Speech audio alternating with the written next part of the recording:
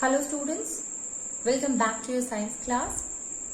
So students, in the previous class in this chapter, that is acid, bases and salt, we were talking about the properties of bases. We have started with the properties of bases and we have understood that what are the different physical properties as well as the chemical properties of the bases.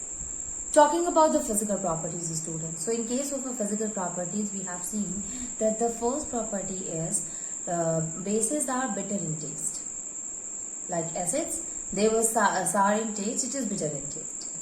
Second thing, it will changes red litmus to blue. So if we take a litmus solution, red litmus solution, bases will convert it into blue.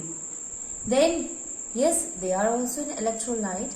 And one more thing is if it is an electrolyte student, it means when we add the bases into water, it dissociated into ions or it ionizes. Now if it is ionizes, so they are a very good conductor of electricity. It will help in making the electric current to pass through it. So because of ionization, because of the property of ionizing, it helps in conducting electricity. Then next, when you will touch it, you will feel this a kind of a soapy touch. So yes, it is soapy in touch. These are what students, and yes, one more thing is there, that there are some of the strong bases are there and they are very corrosive in nature. If you see that sodium hydroxide is a very strong base and they can cause skin irritation, they can cause major harm to our skin. So it's quite important while handle these strong bases very safely. So these are what students, these are some of the physical properties of the bases. Second one, what are the different chemical properties of the bases? So in case of a chemical properties, we have seen some of the reactions which were shown by the bases. The first reaction is when bases react with the metal. On reacting with the metal, bases they form the again salt and hydrogen gas is evolved.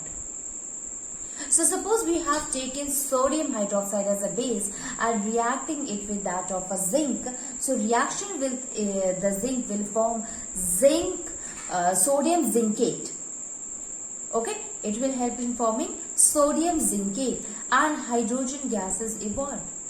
If you will take instead of that aluminium, so sodium aluminate will be formed. Hydrogen gas, for this we had performed an experiment. We know that there is an experiment with the help of which we can find it.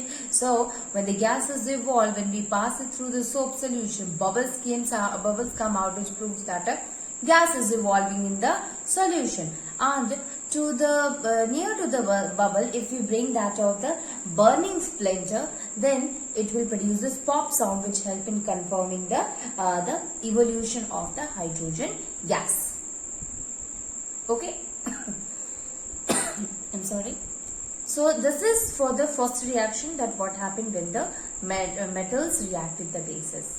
Second one, when the bases react with the acid. So when the bases react with the acid, there is a formation of a salt and water. Example, this kind of a reaction we have already seen in case of the acids also. When the acid react with the base, then obviously there is a formation of a salt and water. Take an example of a sodium hydroxide reacting with the hydrochloric acid, forming sodium chloride and water is released. So formation of a salt like sodium chloride is formed and water is released along with it. This is one thing. And then the next reaction, which is the last reaction, that when the bases react with non-metal oxide, reacting with a non-metal oxide, like suppose it is reacting with carbon dioxide, okay, or sulfur dioxide. So reacting with it help in forming salt, as well as there is a formation of a water atom. We have seen an example that if suppose we have taken copper oxide, which is what? Which is the, instead of copper oxide, carbon dioxide. Carbon is what? That is non-metal, and oxygen along with it is a carbon dioxide, that is non-metal oxide. So if like sodium hydroxide, if it is reacting, or calcium hydroxide, if it is reacting with the carbon dioxide, then there is the formation of a calcium carbonate and water is also released along with it. Okay, so this is what? This is the reaction of the non-metal oxide with the base. So we have understood the physical and chemical properties, but yes, we have to understand some of the uses of the different bases. So let us see that what are the different uses of a different bases, students. So uses of bases. Okay, uses of bases. Let us start with the first base. First base, obviously the strong one, that is sodium hydroxide. Here let me write the name, that is sodium hydroxide. So sodium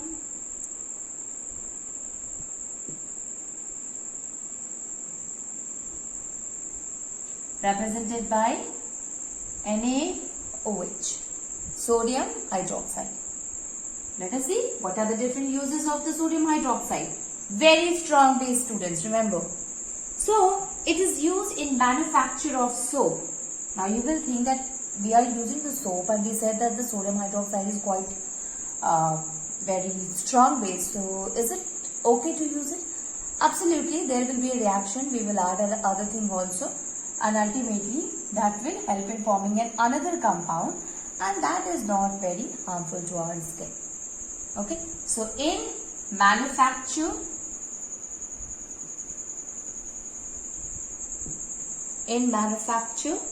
of soap, this is the first use of a sodium hydroxide, that it is used in the manufacture of soap. It is also used in paper industry.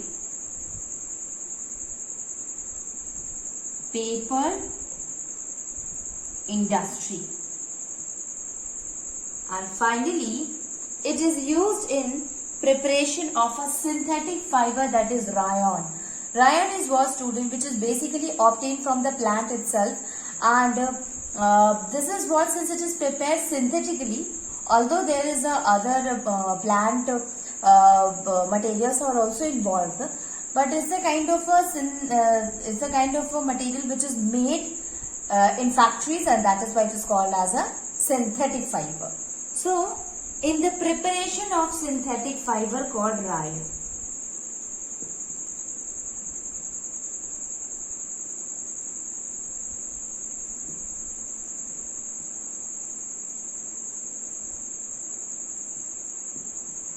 synthetic fiber called rayon.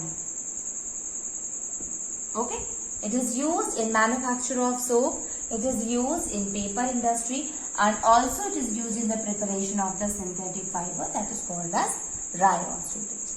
Okay, this is the first kind of a base. Now let us see the other base like potassium hydroxide, KOH. This is sodium hydroxide. Now let us see the potassium hydroxide. So I hope you have understood here. Sodium hydroxide used in the manufacture of soap. It is used in paper industry, also help in making the synthetic fiber, that is called rayon.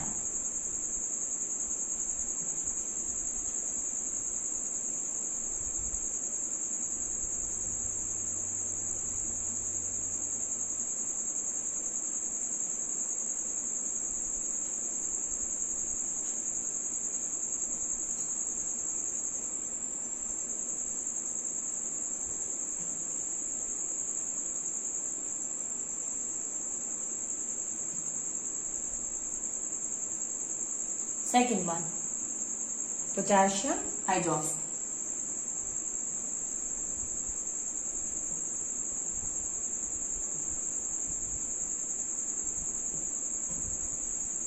Potassium hydroxide, KOH. K is having only one charge, that is +1. OH, hydroxide, that is -1. This is also used in making soap, but it is used in making soft soap. Okay. So it is used in manufacture of soft soap as well as liquid soap. You have heard about the liquid soap. So it is used in the manufacture of soft soap and liquid soap. This is also called an alkali, student. Okay. So it is used in the manufacture of a soft soap and liquid soap. It is also used in the production of a fertilizer. Okay. So production of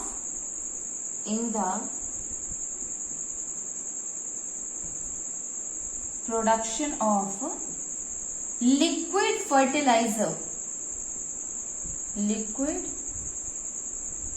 fertilizers. Okay. So potassium hydroxide, it is used in the production of the fertilizer, that is a liquid fertilizer. It is used as an electrolyte because you know that they are what? They can be ionized, they dissociated when it is dissolved in the water. That's why they are used as an electrolyte. So, used as an electrolyte in alkaline batteries. In alkaline batteries. Okay, obviously in battery, students, there must be iron present, where that will help in the movement of the charges, help in the movement of the iron, so that the conduction of the electricity can take place. So this is about the uses of the potassium hydroxide. Like sodium hydroxide, it is also used in making soap. Difference is, it is used in making liquid soap. It is used in fertilizers, manufacture of fertilizers, and here it will be used as a formation of a liquid fertilizer. Electrolyte, obviously, because they can be dissociated into iron, so it is used as an electrolyte in alkaline batteries. Then the next one is calcium hydroxide.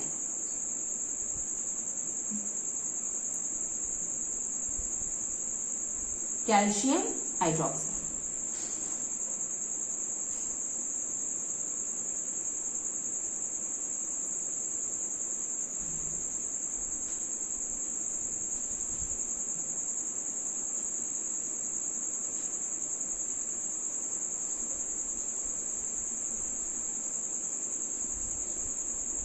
Okay, calcium hydroxide. This is the third one. Calcium hydroxide, represented by CaOH whole twice. Calcium, valency is +2, charge is +2, valency is 2. Hydroxide -1, that's why it is whole twice. Calcium hydroxide, basically it used in the manufacture of a bleaching powder, student, which is called as calcium oxychloride. In the same chapter we will going to study about the calcium oxychloride, and there we will find out that how the calcium hydroxide used in the manufacture of bleaching powder. So, used in the manufacture of bleaching powder, okay, which is calcium oxychloride. Next one, it is used in whitewashing, that we also have studied in whitewashing of walls. In whitewashing walls. Basically what happened here, students, we have seen that when the calcium hydroxide, carbon dioxide passes through it. Calcium hydroxide, when the carbon dioxide reacts with it, then it will convert it to calcium carbonate. So, and the calcium carbonate give it a shiny appearance, and that is why you will say that this calcium hydroxide is used for whitewashing of the walls. Okay, so this is the another use of calcium hydroxide. The next use is, it is used as lime water for testing carbon dioxide. Obviously, you know that to detect the presence of the carbon dioxide, we used to pass the carbon dioxide in a lime water. So yes, it is a lime water. We know the slake lime or lime water, and in here only when we pass the calcium in the calcium hydroxide, when we pass carbon dioxide, then it will changes. It will turns to milky. On the formation of the milky tells the formation of the calcium carbonate. So this is used as an compound which help in detecting the presence of a carbon dioxide in a given or in a reaction.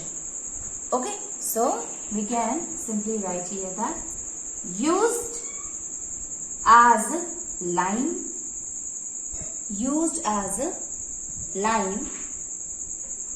water for testing carbon dioxide. Okay, it is used as a lime water for testing carbon dioxide. These are some of the uses of calcium hydroxide. We have all studied everything about calcium hydroxide in the same chapter. Okay. Finally, we will look after the another kind of a hydroxide like magnesium hydroxide. I hope you have understood about the calcium hydroxide used in making that of the bleaching powder, used as a lime water for detecting the presence of carbon dioxide, as well as used in whitewashing the wall. There also we have seen that in also it get the whitewashing there, students. Okay, so it is used for whitewashing of the walls.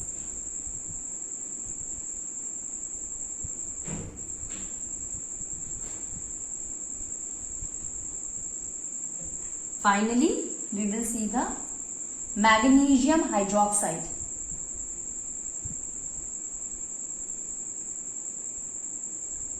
Magnesium hydroxide.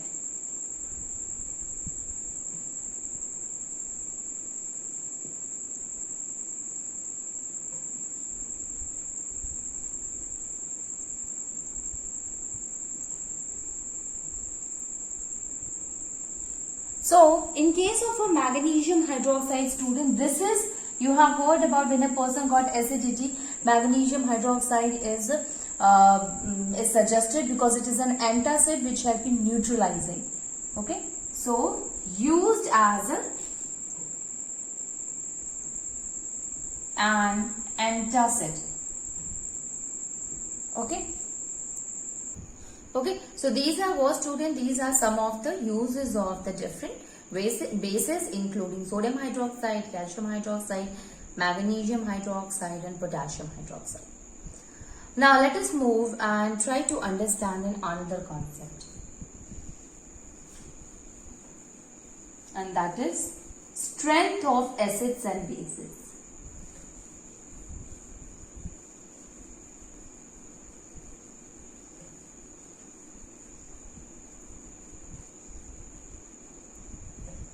Strength of acids and bases.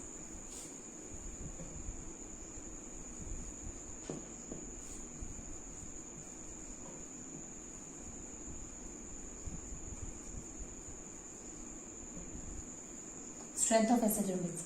Now you see, students, if suppose we will say that a solution in which the concentration of a hydrogen ion is more, then you will say that that will be acidic in nature.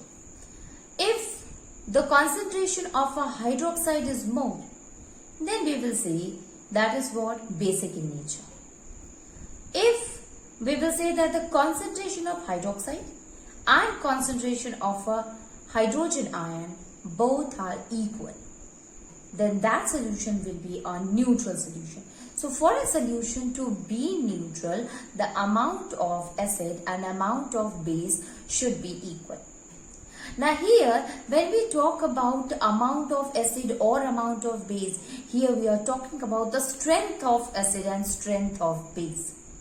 If the acid we have taken is more acidic, it need a base at that much amount with that strength so that it can neutralize. And if the base is a weak base, at least we need a much amount of a base in order to neutralize it. Because if it is a strong base, it means it is releasing, it is giving a more amount of a hydrogen ion concentration. If it is a strong acid, sorry. If it is strong base, it is releasing more amount of a hydroxide ion concentration. So if in a solution, hydroxide ion is released more, the concentration of a hydroxide ion is more, we will say that the base is a strong base. And if the amount of a hydrogen ion is evolved more, then we will call it as a strong acid. So the strength of a acid, the strength of the base, it totally depends upon the amount of a hydroxide ion or hydrogen ion released or evolved in the solution. Okay, so we can say here that for any neutral solution,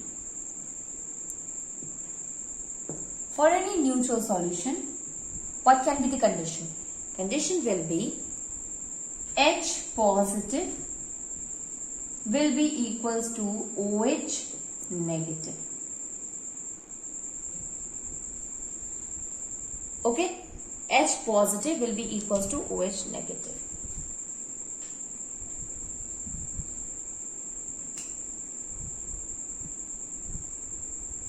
Okay, H positive will be equals to OH negative. Okay, for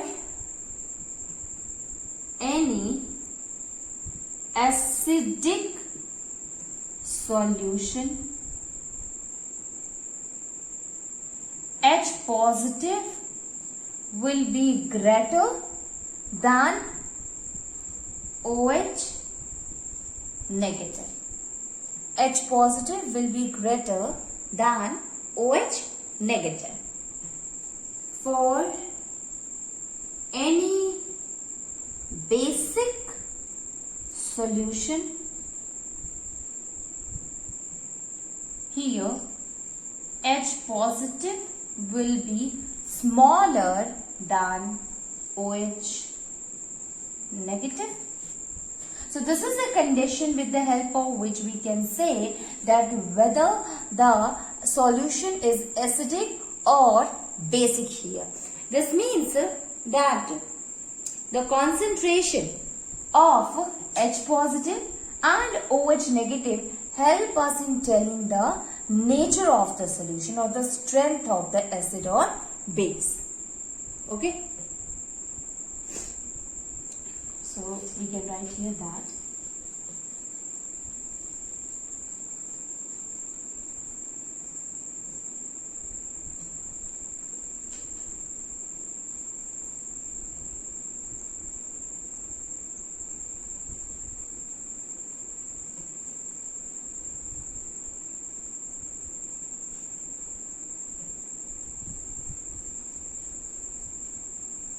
the strength of the concentration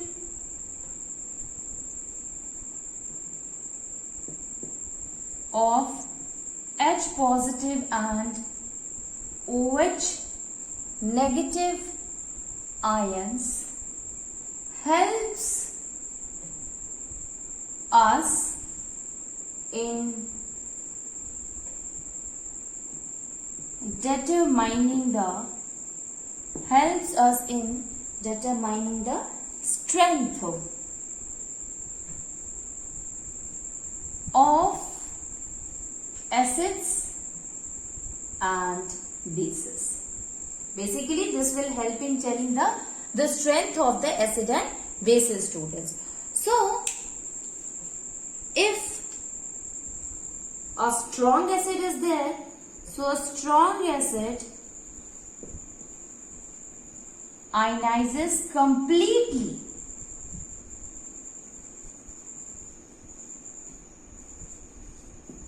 It ionizes completely in the solution to produce high concentration of hydrogen ion. in producing high concentration of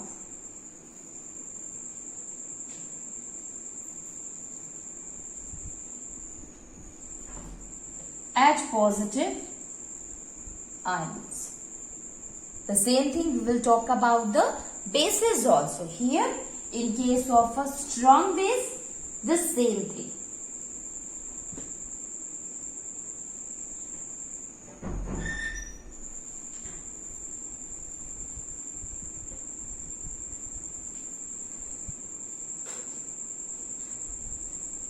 So, a strong base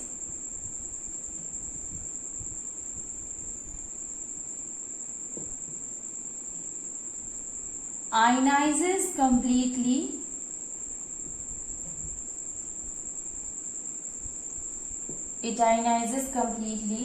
in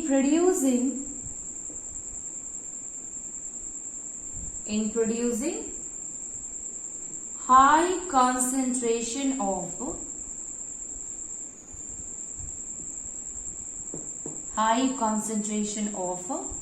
hydroxide ion. Concentration of a hydroxide ion. So this is, we can differentiate between a strong acids.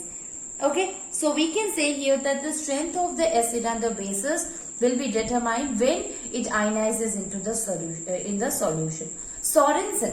Sorensen has introduced a method by which we can detect the strength of the acid and base, and that is the concept of pH. pH is what? It is pH of a solution is defined as that this is a method by which we are able to detect the strength of the acid or the base. Basically, it varies with the temperature to temperature, but here we have to see it only at a temperature at 298 Kelvin, and there the value of the pH is between 0 to 14. And this value from 0 to 14 will help us in determining the acidic and the basic nature of the acid, the strength of the acid or the base of a solution. So it was Sorensen who has introduced this concept of pH.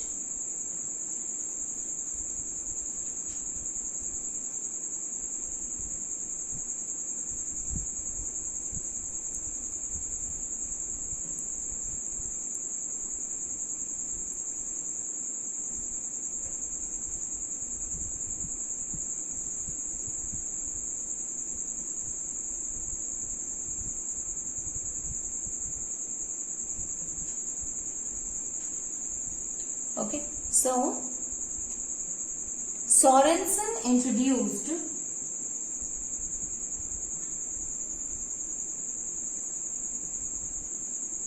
the concept of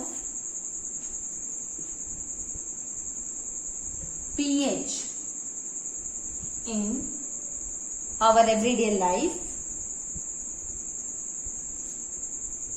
to measure pH, to measure strength of acids and bases. Strength of acid and bases too. Okay. The full form of the pH, actually this term, it is a German word, and if we talk about the P, this P is written small and H is as a capital one. So here this P is called as potence. Okay, potence. It means power.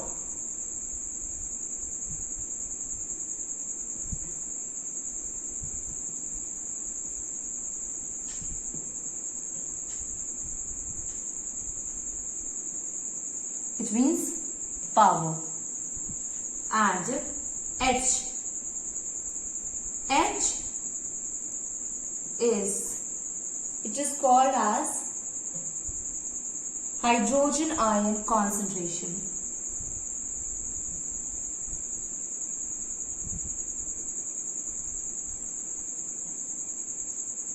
Hydrogen ion concentration.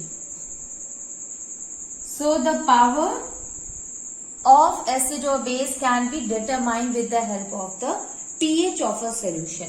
pH of the solution, pH is equal to negative logarithm of a hydrogen ion. Okay, so we will discuss about pH as well as universal indicator in the next class.